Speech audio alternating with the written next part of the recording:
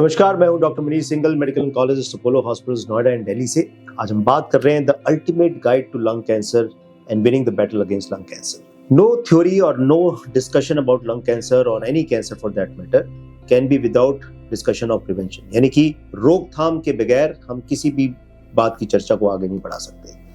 तो आइए जानते हैं सबसे पहले कि लंग कैंसर की रोकथाम कैसे करी जा सकती है। लंग कैंसर की रोकथाम की जा सकती है आपका exposure to outdoor air pollution और इंडोर एयर पोल्यूशन को मिनिमाइज करते हुए। ऑफ कोर्स ये कहना आसान है, करना मुश्किल है, लेकिन अगर हम अपने वातावरण को साफ रखें और प्रदूषण फ्री रखें तो हम लंग कैंसर से बच सकते हैं। नेवर टेक टू स्मोकिंग, यानी कि कभी भी धूम्रपान के बारे में दूर तक भी मत सोचिए, बिकॉज 80% लंग कैंसर्स आज भी केवल धूम्रपान करने की वजह से होते हैं। इसके बाद हम बात करेंगे अर्ली डायग्नोसिस, कैसे अपने सिम्टम्स को अर्ली डिटेक्ट करें। जो लोग हाई रिस्क हैं, यानी कि जो लोग स्मोकिंग ज़्यादा करते हैं या करते रहे हैं पहले, या फिर जो लोग बहुत ज़्यादा high degree of air pollution से एक्सपोज्ड हैं, ऐसे लोगों को सीटी स्कैन के बारे में सोचना चाहिए, या मिनिमल सिम्टम होते ही सीटी स्कैन के बारे में सोचना चाहिए। ये CT scan, low dose helical CT scan of the chest, सालाना 1 बार 3 बार किया जा सकता है, जो कि लंग कैंसर स्क्रीनिंग ट्रायल के तहत अप्रूवल मिला जिसको। बाकी अपने सिम्टम्स को पहचानना बहुत ज़रूरी है।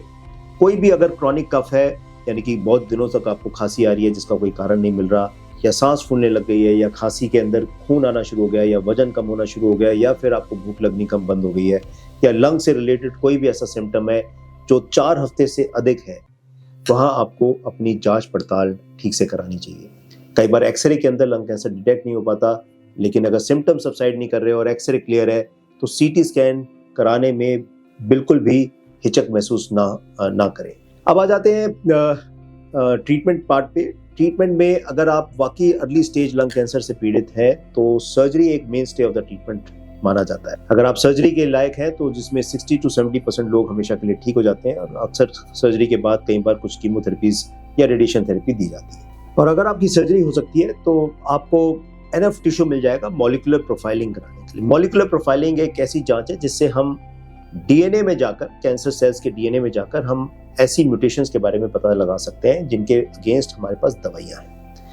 अगर किसी वजह से सर्जरी नहीं हो सकती है और हमें कैंसर का ट्रीटमेंट कीमोथेरेपी या रेडिएशन की थेरेपी से किया जाता है तो बायोप्सी जरूर करवाएं।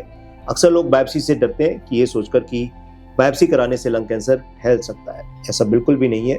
बायोप्सी बिल्कुल एक सेफ प्रोसीजर है और उसको सेफ्टी से या तो इंटरवेंशनल रेडियोलॉजिस्ट या ब्रोंकोस्कोपिस्ट यानी पल्मोनोलॉजिस्ट इस बायोप्सी को बखूबी निकाल सकते हैं। एक अच्छी बायोप्सी लेना बहुत ज़रूरी है। कई बार ऐसा होता है कि लंग कैंसर एक ऐसी जगह पे होता है जहाँ पर बायोप्सी लेना बहुत कठिन हो जाता है, तो उस केस में लिक्विड बायोप्सी यानी कि circulating tumour DNA blood test है, जिसमें ट्यूमर का डीएनए जो सर्कुलेशन में होता है उसको आइसोलेट करके हम मॉलिक्यूलर प्रोफाइलिंग यानी डीएनए सीक्वेंसिंग कैंसर सेल्स की कर सकते हैं, जिससे हमें म्यूटेशंस के बारे में पता चल जाता है। आज की डेट में मॉलिक्यूलर प्रोफाइलिंग कराना अनिवार्य है, it is mandatory to do. उसके बगैर आप लंग कैंसर के ट्रीटमेंट के बारे में सोच भी नहीं सकते। मॉलिक्यूलर प्रोफाइलिंग कराने के बाद जो म्यूटेशन आती है उस हिसाब से आगे का ट्रीटमेंट डिसाइड किया जा सकता है। आज की डेट में हमारे पास 8 अलग अलग तरह की मॉलिक्यूलर प्रोफाइलिंग है या डीएनए म्यूटेशंस है जिसके अगेंस्ट हमारे पास दवाएं हैं। उन दवाओं को देकर हम कैंसर को कंट्रोल में रख सकते हैं, लंबे समय तक कंट्रोल में रख सकते हैं।